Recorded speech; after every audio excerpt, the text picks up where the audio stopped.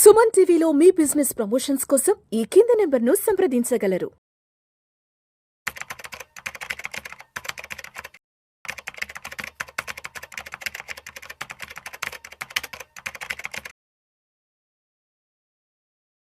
నమస్తే, welcome to Vishnu talks. నేను విష్ణు. ప్రస్తుతం నాతో పాటు సర్టిఫైడ్ వెల్త్ మేనేజర్ రేవంత్ చర్మలా ఉన్నారు. వారితో మాట్లాడదాం.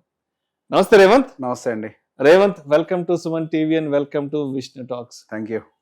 సో రేవంత్, మనం కొద్ది రోజులుగా ఈ కేస్ స్టడీస్ కి సంబంధించిన సిరీస్ అయితే కొన్ని సిరీస్ ఆఫ్ వీడియోస్ చేస్తున్నాము. సో నేను చాలా చాలా రకాల కేస్ స్టడీస్ ని రకరకాల ఇంగ్లీష్ మ్యాగజైన్స్ ఉంటాయి కదా, మనకి మనీ మ్యాగజైన్స్, బిజినెస్ మ్యాగజైన్స్ ఉంటాయి కదా, ఇంగ్లీష్ బిజినెస్ ఆర్టికల్స్, వాటిల్లో నుంచి కొన్ని రియల్ టైం కేస్ స్టడీస్ తీసుకున్నాను. అక్కడ ఇంగ్లీష్లో ఉన్న వాటిని నేను తెలుగులోకి రాసుకున్నాను, ఎందుకంటే మనకి ఆడియన్స్కి ఈజీగా అర్థం అవ్వాలి కాబట్టి. సో రిటైర్మెంట్కి సంబంధించిన ఒక కేస్ స్టడీ తీసుకున్నాను రేవంత్. అదేంటో నేను చదువుతాను. నేను తెలుగులో రాసుకున్నాను, అది మీకు చదువుతాను యాస్టీస్గా. నేను వచ్చే సంవత్సరం నా పదవి నుంచి విరమణ చేయబోతున్నాను. ఓకే అండి. నేను సెంట్రల్ గవర్నమెంట్లో చాలా పెద్ద హోదాలో పనిచేస్తున్నాను. ఓకే. రిటైర్మెంట్ నాటికి నాకు పెద్ద మొత్తంలో దాదాపు ₹1 కోటి వరకు పదవి విరమణ మొత్తం అమౌంట్ వచ్చే అవకాశం అయితే ఉంది. ఓకే. సో నా దగ్గర ఉన్న మొత్తాన్ని మ్యూచువల్ ఫండ్స్ లో మదుపు చేసి నెలకి ₹30,000 చొప్పున వెనక్కి తీసుకోవాలని అనుకుంటున్నాను. ఓకే. అందుకోసం నేను ఎంత మొత్తంలో ఇన్వెస్ట్ చేయాలి? ఓకే.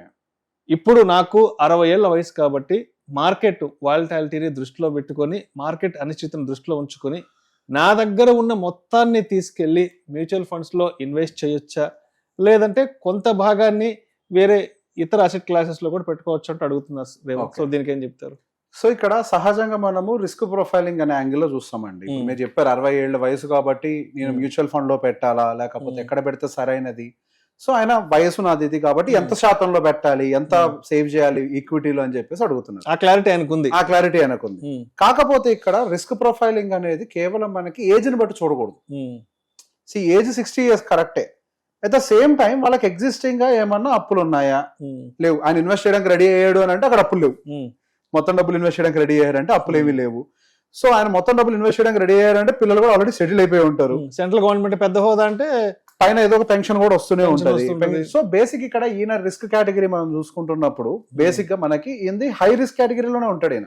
హై రిస్క్ కేటగిరీ అంటే వెరీ అగ్రెసివ్ గా ఇన్వెస్ట్ చేయగలుగుతారు. ఏజ్ 60 years అయినంత మాత్రాన వాళ్ళు తక్కువ శాతంలో ఈక్విటీలో ఇన్వెస్ట్ చేయాలన్న రూల్ లేదు.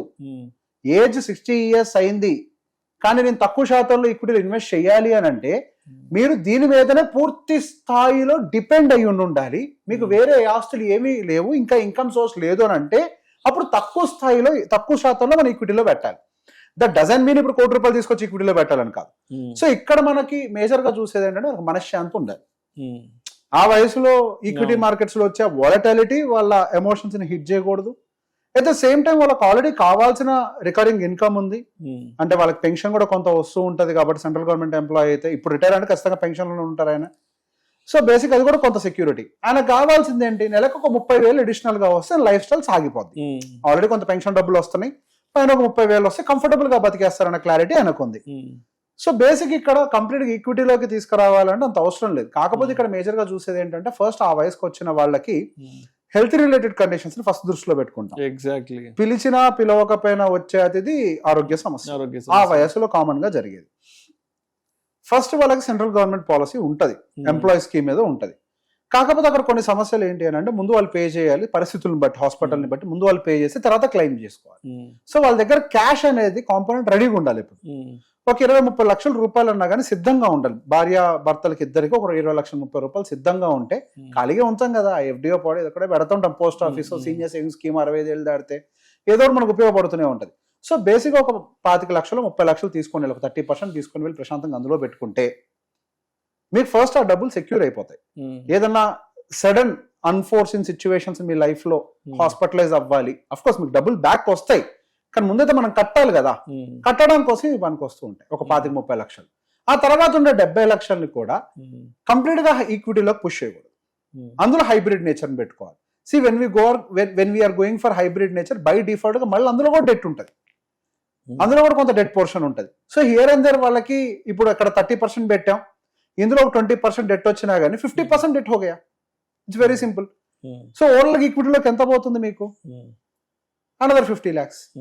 అంతే కదా, అంటే 50% of your total portfolio. 50% of your total portfolio getting in to equity is not a risk for them. ఎందుకు? Because they have steady income. 60 years ఉన్నంత మాత్రం అన్ని కాదు, కొంతమంది ఉంటారండి, ఇప్పుడు నా దగ్గరకు వచ్చే కొంతమంది క్లయింట్స్ లో వాళ్ళు 100% ఈక్విటీ పెడతారు. 65 ఏజ్ ఉంటుంది, ఎందుకు? ఆ డబ్బులు వాళ్ళ కోసం కాదు. ఇప్పుడు మాకు కావాల్సిన ఇన్కమ్ వస్తుంది, both wife and husband are getting income, good income. ఏది ఆఫ్టర్ రిటైర్మెంట్ కూడా ఈ పెన్షన్ డబ్బులు, ఆ తర్వాత మళ్ళీ అడిషనల్ కూడా డబ్బులు మళ్ళీ తీసుకొచ్చి ఎందుకు డెట్లో పెట్టాలి? సరిపడా ఇన్కమ్ వస్తుంది కదా, తీసుకొని లిక్విడ్లో పెట్టేస్తారు. ఎందుకు? భవిష్యత్తు కోసం, వాళ్ళ మనవళ్ళు మనవరాళ్ళ భవిష్యత్తు కోసం పెట్టుబడులు పెడతారు వీళ్ళందరూ కూడా. సో వాళ్ళ కోసం పెట్టేటప్పుడు మీ ఏజ్ కాదు పరిగణనలో తీసుకోవాల్సింది, వాళ్ళ ఏజ్. కానీ ఈయన క్లియర్గా నాకు 30,000 కావాలన్న కండిషన్లో ఉన్నారు కాబట్టి 50% ఇన్ ఈక్విటీ, 50% ఇన్ డెట్. ఆ డెట్ కూడా ఒక 20 to 30% you can take to FD or a post office which can give you high yield better than debt instruments in the mutual fund. మన పోస్ట్ ఆఫీస్ లో mutual fund debt instrument కంటే కొంచెం ఎక్కువ వచ్చే కొన్ని ఉంటాయి, వాటిల్లో అయినా పెట్టుకోవచ్చు. కానీ ఇక్కడ ఒక చిన్న సమస్య ఏంటి అని అంటే, మనం తీసుకెళ్ళి ఆ పోస్ట్ ఆఫీస్ దాంట్లో పెడితే అది మీకు ఇన్కమ్ ట్యాక్స్ లోకి వస్తుంది. అది ప్రాబ్లం. ఇన్కమ్ ట్యాక్స్ లోకి మనకు ఇంట్రెస్ట్ అంతా కూడా ఇన్కమ్ ట్యాక్స్ యాడ్ అవుతుంది. మీకు ఆల్రెడీ కొంత ఇన్కమ్ వస్తుంది గవర్నమెంట్ నుంచి పెన్షన్ రూపంలో, ఇది కూడా మీకు ఇన్కమ్ లోకి వెళ్తుంది. ఒకవేళ మీరు 12 lakhs అండ్ బిలో స్లాబ్ లో ఉన్నారనుకోండి, దెర్ ఇస్ నో ప్రాబ్లం. ఏది మీకు వచ్చే ఇన్కమ్ అంతా కూడా మొత్తంగా 12 lakhs బిలో ఉంటే ప్రాబ్లం లేదు, ఇంక్లూడింగ్ ఇంట్రెస్ట్ ఇన్కమ్. ఒకవేళ ఇంట్రెస్ట్ ఇన్కమ్ తో కలిపి మీకు 12 lakhs దాడుతుంది అనుకోండి, మీరు ఇన్కమ్ ట్యాక్స్ కట్టాల్సి వస్తుంది. ఒకవేళ మీకు గనక ఆ స్థాయి ఇన్కమ్ వస్తుంది, 12 lakhs దాడుతుంది అని అంటే, invest in debt based mutual funds. Why debt based mutual funds? Debt based mutual funds మనం రిడీమ్ చేసేంత వరకు కూడా దానికి ట్యాక్స్ పే చేయం. బట్ పోస్ట్ ఆఫీస్ అట్లా కాదు. మీరు దాన్ని రిడీమ్ చేయండి చేయకపోండి, doesn't matter, you have to pay the tax. So ఎప్పుడైనా మళ్ళీ ఈ రిటైర్మెంట్ తీసుకునే వాళ్ళలో ఇంకొక కీన్ అబ్జర్వేషన్ ఏం చూడాలంటే, మనము వాళ్ళు ఎంత ట్యాక్స్ కట్టాల్సి వస్తుందో కూడా చాలా ఇంపార్టెంట్. వాళ్ళకి వచ్చే డబ్బులే అక్కడి నుంచి తగ్గిపోతూ ఉంటాయి, వాళ్ళు యాక్టివ్గా వర్క్ చేయలేరు. సో ఎంత ట్యాక్స్ సేవ్ చేయగలుగుతాం అనేది కూడా పెద్ద ఇది. ఇప్పుడు ఏ ఇన్కమ్ లేకపోతే హ్యాపీగా తీసుకోవచ్చు, ఆల్రెడీ ఇన్కమ్ ఉందనుకోండి it is not possible. And mutual funds లో IDCW ఆప్షన్స్ కూడా ఉంటాయి, మనకు పేఅవుట్స్ ఇస్తూ ఉంటారు.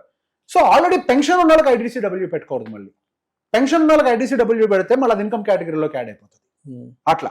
సో బేసిక్ గా వాళ్ళకు ఉండేటువంటి సిచ్యువేషన్ ని బేస్ చేసుకొని అది పోస్ట్ ఆఫీస్ లో FD చేయాలా లేదా మ్యూచువల్ ఫండ్ లో డెట్ కేటగిరీలో పెట్టాలా అనేది కూడా మనం డెసిషన్ మార్చుకోవాలి. Tax bracket is more important here. అది ఇగ్నోర్ చేస్తే పోస్ట్ ట్యాక్స్ రిటర్న్స్ అనేవి దారుణంగా ఇంపాక్ట్ అవుతాయి రిటైరీస్ కి. నిన్ననే మా ఇంట్లో ఎవరో ఒకళ్ళు వచ్చి మాట్లాడుతున్నారు, రిలేటివ్ రిటైర్ అయ్యారు, అవి ఇవి అన్ని ఇన్కమ్లు కలిపి ఒక 14.5 లక్షలకు వచ్చింది. 14.5 లక్షలకు వచ్చింది, రేవంత్ నేను ట్యాక్స్ వేయగలుగుతాను, నేను ఏం చేయలేనని ట్యాక్స్ కట్టాల్సిందని. ఏంటి రేవంత్ దగ్గరకు వచ్చిన ట్యాక్స్ కట్టాలంటే రేవంత్ ఎవరన్నా ఇన్కమ్ ట్యాక్స్ ఆఫీసర్ ఎగ్గొట్టడానికి, నేనైనా ట్యాక్స్ కడతా. పాయింట్ ఇక్కడ ఏంటి, మీరు అంటే మీకు వచ్చేటువంటి ఆ ఈల్డ్స్ అన్ని కూడా అట్లా క్లియర్ గా ట్యాక్స్ ల్యాబ్ లో ఉన్నాయి. అదే మ్యూచువల్ ఫండ్ అనుకోండి, until you book it you will not pay any tax. దాని అడ్వాంటేజ్ ఉంటుంది అంతే, that is only the difference. So FDs usually చేస్తూ ఉంటారు, మొత్తం డబ్బులు తీసుకెళ్లి పొరపాటున కూడా FD చేయొద్దు. Why I will tell. ఇప్పుడు బేసిక్ గా మరి ఆ ₹1 కోటి తీసుకెళ్లి Revanth why are you suggesting equity, you can suggest post officer FD to them. ఈ ప్రశ్న కూడా ఉండాలి కదా, మరి అడగాలి కదా. ఇప్పుడు ఆయన ఏం అడిగారు, నాకు నెలకు 30,000 కావాలి సార్ అని అడిగారు. నెలకి 30,000 చొప్పున మీరు డ్రా చేయాలి అని అనుకుంటే మీ ఖర్చు ప్రతి సంవత్సరం 30,000 ఉండదు కదా. Your expenses will grow. yes right. ఇప్పుడు 30,000 అని అంటే నెక్స్ట్ ఇయర్ కి వచ్చే 7% ఇంక్రీస్, ఆపై 7% ఇంక్రీస్, ఇన్ఫ్లేషన్ పెరుగుతుంది కదా. మరి మీ FD ఫిక్స్డ్ ఉంటది కదా, ఇన్ఫాక్ట్ ఇంట్రెస్ట్ రేట్ పడచ్చేమో కానీ పెరగదు కదా. మరి అప్పుడు ఏం చేస్తారు, అప్పుడు లాస్ లోకి వెళ్ళిపోతుంది కదా, మీ FD కరగడం మొదలు పెడుతుంది కదా. సో ఎప్పుడైనా సరే మనం క్యాలిక్యులేషన్స్ చూసుకునేటప్పుడు, అంటే మనం ఒక స్ట్రాటజీ డిజైన్ చేసుకునేటప్పుడు, మనకు ఒక రిటైర్మెంట్ స్ట్రాటజీని మనం రిడీమ్ చేయంగా కూడా, అంటే మనం 50 అంటే మనము ఆ 5% ఇంక్రీజ్ చేసుకుంటూ రిడీమ్ చేయాలనేది ఎప్పుడు మైండ్ లో పెట్టుకుంటాం మేము. సో ఒక ₹1 కోటి ఇన్వెస్ట్ చేసి 10% ఇంట్రెస్ట్ రేట్ తో క్యాలిక్యులేట్ చేసుకుంటే ఈక్విటీ 50%, డెట్ 50% అని అంటే మనం 10% యావరేజ్ గా వర్కౌట్ చేయొచ్చు. 10% యావరేజ్ గా వర్కౌట్ చేస్తూ ₹30,000 చొప్పున రిడీమ్షన్ తోటి 5% గనక మనము ఇంక్రీజ్ చేసుకుంటూ వెళ్తే 25 years పాటు కంటిన్యూ చేస్తే వాళ్ళు టోటల్ గా రిడీమ్ చేసేది 1,71,81,000. ఓకే, అదంతా రిడీమ్ చేయగా కూడా వాళ్ళ దగ్గర 5,27,00,000 ఉంటాయి. It's very simple. 5,27,00,000 ఇంకా మిగులుతాయి వాళ్ళకి. అదే ₹1 కనుక వాళ్ళు కంప్లీట్ గా తీసుకొని వెళ్ళిపోయి, ఎందులో మనం ఇందాక అనుకున్నాక FD 7% FD లో కనుక పెట్టేసినట్లయితే అప్పుడు వాళ్ళకి కేవలం 1,64,00,000 మిగులుతాయి 85 సంవత్సరాల వయసు వచ్చేసరికి. 5 కోట్లు ఎక్కడ, 1,64,00,000 ఎక్కడ, దాదాపుగా 3.5-4 కోట్ల రూపాయల డిఫరెన్స్ కనిపిస్తుంది. సో అందుకే ఒక 10% వచ్చేలాగా పెట్టుకుంటే ఇబ్బంది లేదు. సరే, దీని ఇంకొక కేసులో మాట్లాడదాం. ఇప్పుడు రేవంత్, మనం 7% ఇన్ఫ్లేషన్ అంటున్నావు, మనం 5% మంత్లీ ఇంక్రీజ్ చేస్తా అంటున్నావు కదా, మరి 7% కదా మనం ఇయర్లీ ఇంక్రీజ్ చేయాల్సింది అని అంటే, ఒకవేళ ఎఫ్డీలో పెట్టుకుంటే మీరు మీ లైఫ్ ఎడ్జ్లోకి వచ్చేసరికి రిస్క్ లో ఉంటారు.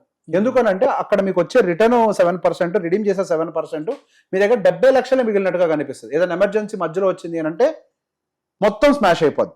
అదే ఒకవేళ మనం 10% రిటర్న్ తో క్యాలిక్యులేట్ చేసుకుంటూ, ఒకవేళ 10% రిటర్న్ తో క్యాలిక్యులేట్ చేసుకుంటూ 7% రిడిమ్షన్ పెట్టామనుకోండి, అయినా 4 కోట్లు మిగులుతాయి. సో అందుకే 10% తోటి క్యాలిక్యులేట్ చేస్తాం. 50% in equity, 50% in debt, both together generate average of 10%. It is a decent generation. So this is how a retirement, అంటే అది అందరికీ సేమ్ ఉండదు, ప్రతి రోగానికి ఒకటే మాత్రం కాదు, మీ పరిస్థితికి తగ్గట్టుగా this has to go. So మొత్తానికి వచ్చిన రిటైర్మెంట్ కార్పస్ అంతా ఒకే దగ్గర పెట్టకుండా దాన్ని డైవర్సిఫై చేసుకుని సేఫెస్ట్ ఇన్వెస్ట్మెంట్స్ లో పెట్టుకోవడం బెటర్ అంటారు. ఎగ్జాక్ట్లీ, ప్రాపర్ గా ప్లాన్ చేయాలి, case to case. Thank you so much. Most welcome.